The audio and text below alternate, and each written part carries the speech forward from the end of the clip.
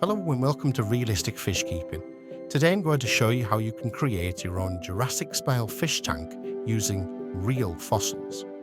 This project includes the use of expanded foam, how to turn that foam into something that looks like stone,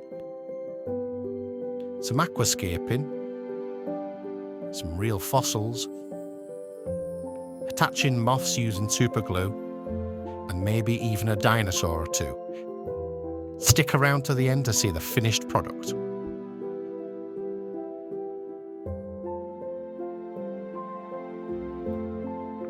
So I watched a few people on other YouTube videos using expanding aquarium foam, and I liked how it looked, but I didn't like, however, that it was springing it directly onto the back of the aquarium where it was permanent.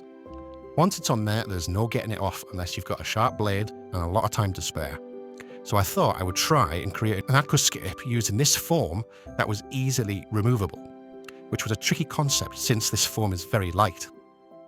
I had the idea of first spraying the foam onto some plastic egg crate I bought from Amazon. Each piece is 30 centimeters by 15 centimeters, but can fit together if you need larger pieces. So I measured my tank and I needed 3 pieces for the back. I would also need 1 piece for each of the sides. There would also be a gap in places for places like the filter and for plants and for shy fish to hide. I would need to put something in the foam because, as I said earlier, it's very light, and putting something in the foam might give it some weight. I pressed a large piece of mapani wood and some fossils into the various pieces in the hopes that it would keep the foam from being less buoyant. It then takes around 72 hours for the foam to cure, and at that point it is safe to enter the tank. In the meantime, I got the tank cleaned up and ready to go. This is the tank that I wanted to use. It's a cheap old tank that needs some tidying up. Lid's got a built-in LED light, but it's really nothing special, and it was going rusty anyhow. So I decided to get rid of it and go with an open-top aquarium instead. I decided to buy a good plant growing light, but you'll see in a little while. Once the tank was cleaned up, it was time to add some new gravel. I chose a mixture of black sand and green gravel. The two mixed together give it a real Jurassic sort of feel. Then it was time to go back to the foam.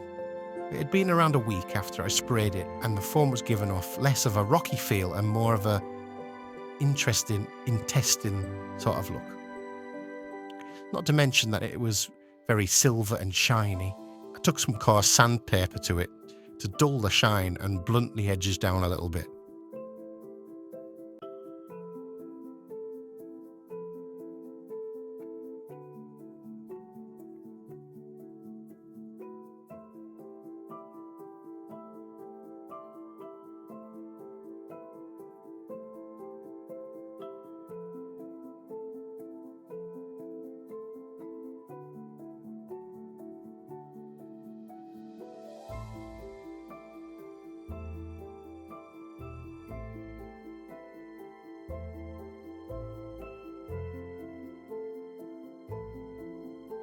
Afterwards, I took a crafting knife and sculpted grooves into it, making sure I went the same way throughout.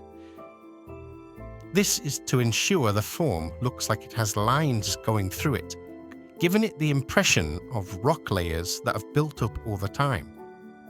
I then went over each cut and took out chunks of foam with my fingers.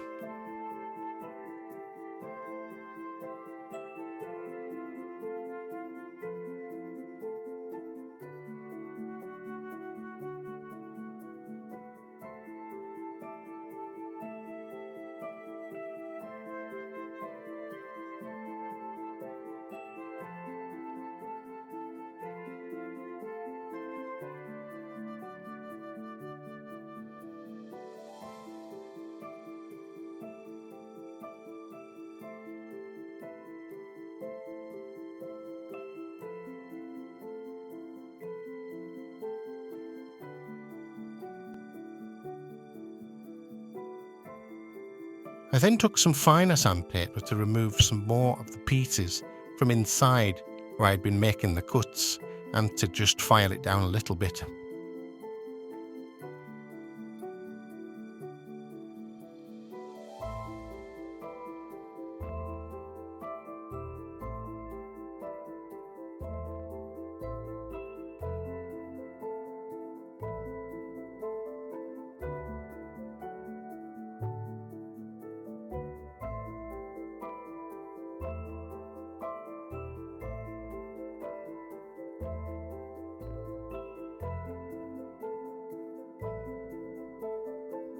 As you can see, it's messy business, so you might want to keep a vacuum on hand. But before I do that, I'm taking the larger pieces of loose foam that I cut out earlier, and I'm putting them to one side for later.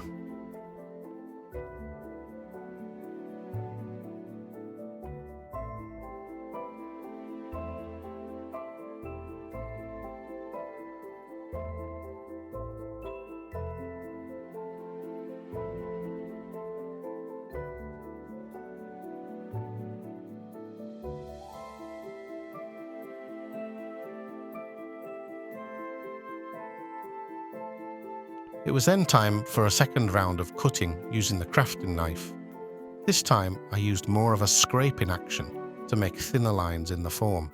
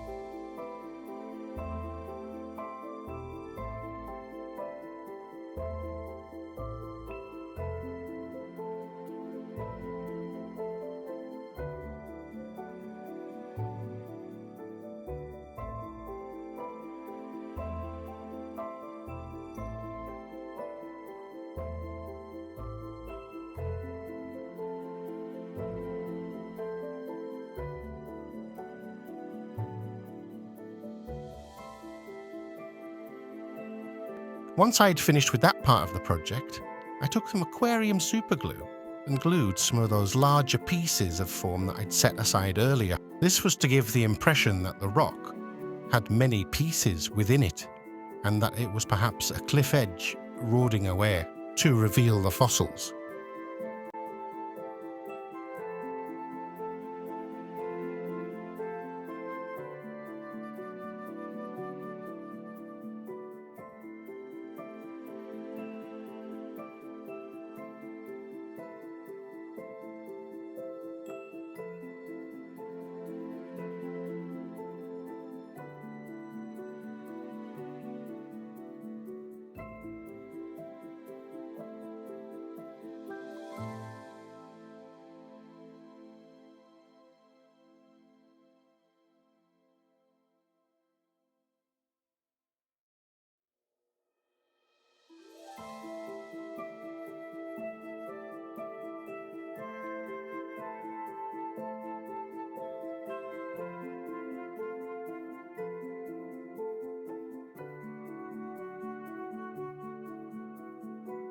I set the whole piece aside to dry overnight.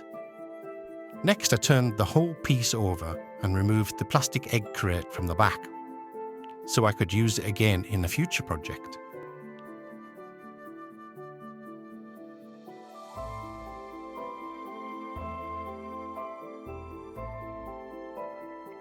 This revealed lots of little bumps of foam which I removed using the sandpaper again.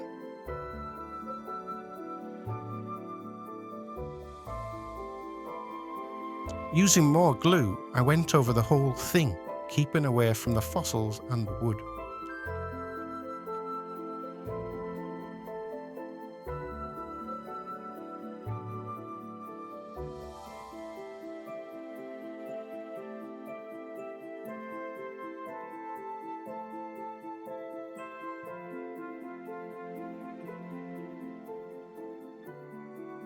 I then sprinkled over the little bumps to give yet another dimension to the rocky cliff face.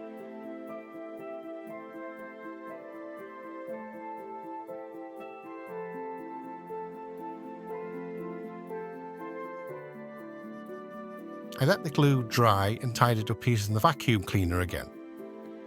I had some small pieces of spider wood. I wanted to add those to give the impression that this mapani wood was an old piece of petrified tree that had a network of smaller roots coming out of it.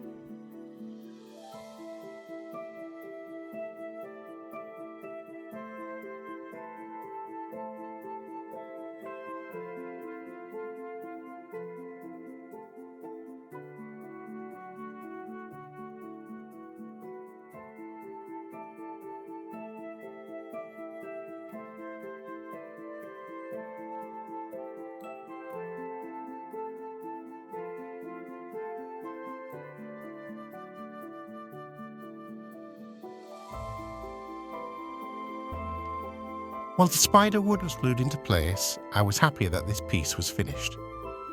I was then ready to move on to the side pieces, which got the same treatment. This time I removed the egg crate first before I got to work sanding and cutting.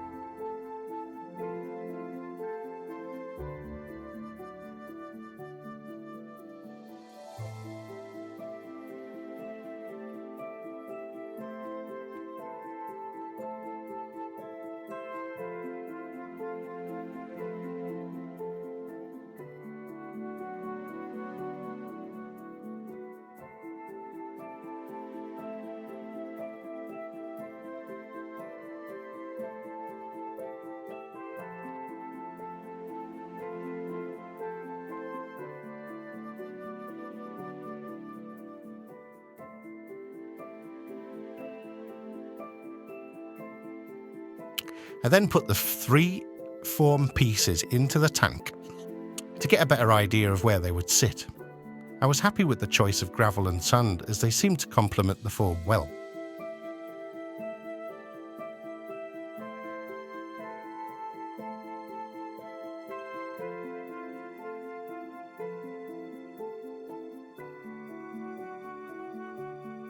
It was in time to install the light and turn it on for the first time. The light has a clip which attached to a shelf to the right just out of shot. It has 2 heads that work independently to one another. I also noticed that the mapani wood looked a bit like a dinosaur's skull, which is pretty cool. Using more spider wood, I connected the back part to the sides.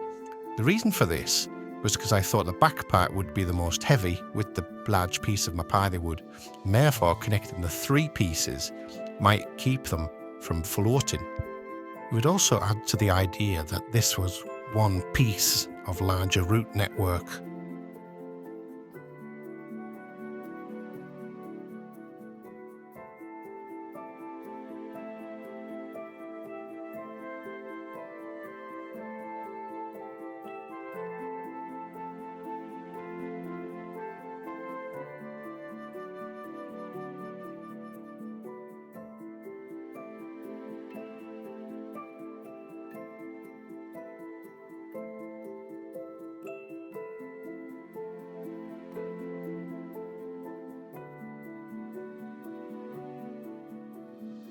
It took me a little bit of time just to get everything stable, but once I was happy, I added a piece of mountain rock, spread out the gravel, and added some more fossils.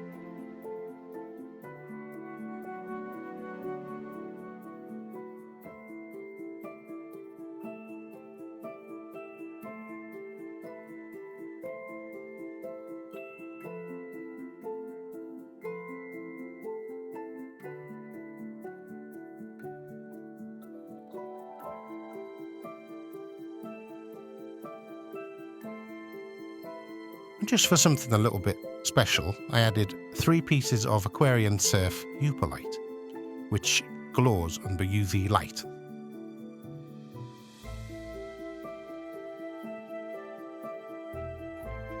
Next I added some more of the black sand, and the reason for doing this was to make it look like the cliff edge had already started eroding away. There was one thing that I forgot to do earlier, which was to apply a background to the tank. This one sticks down with water by spraying small amounts to the glass and the film, then pressing it down neatly.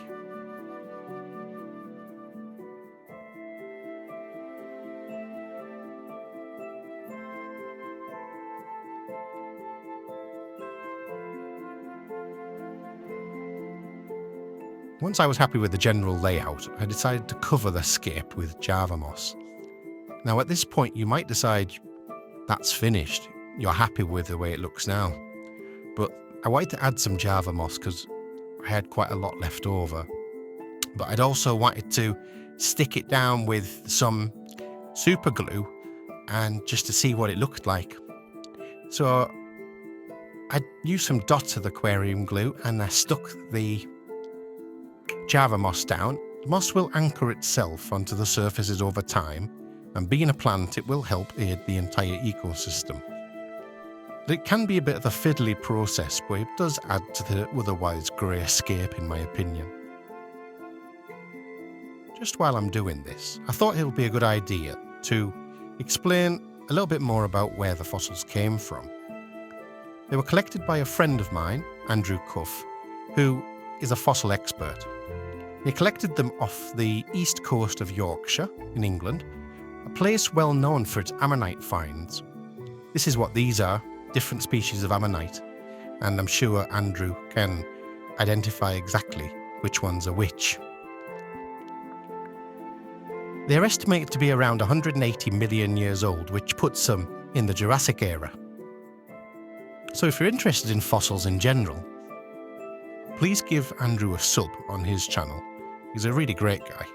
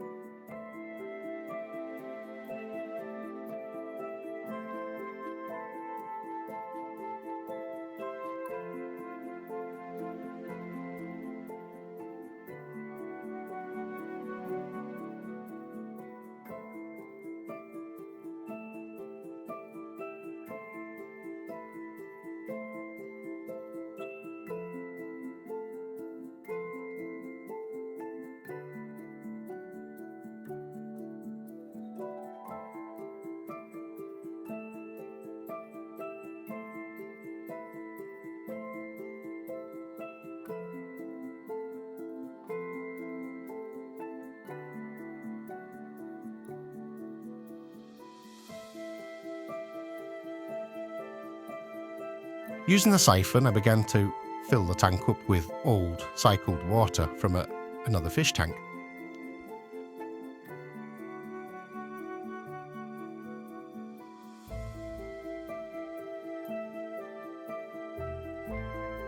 I put the siphon over the moss just to loosen anything that hadn't attached, so I could collect it up easier later on.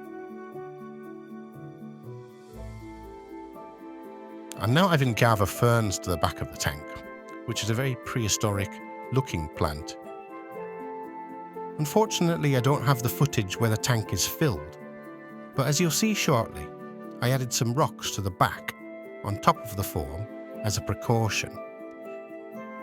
As the Mapari wood soaks up the water, I should be able to remove them one by one. I then added the cycled filter to the back behind the largest piece of foam, and it's practically invisible, but easy enough to remove when cleaning is required. Next came the fish. I chose a few orange for the Suelum corridorus as ground level feeders.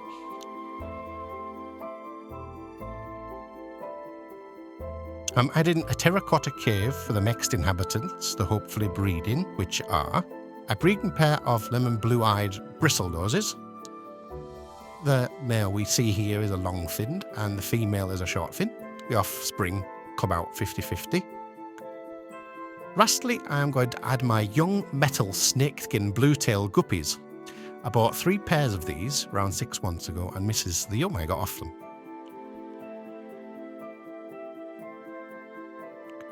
I topped off the tank with the king of the dinosaurs, of course, and added 2 cuttings of variegated Monstera deliciosa. A final little surprise can be seen under a UV light. As I mentioned earlier, I added 3 pieces of natural raw eupalite flame stones which go under UV. So anyway, that just about wraps it up. I hope you enjoyed watching this video. Thank you if you made it all the way to the end. And as always, I enjoy reading your comments, so please let me know what you think. Also, do you have any ideas of what I should do for future aquascaping projects like this? Let me know.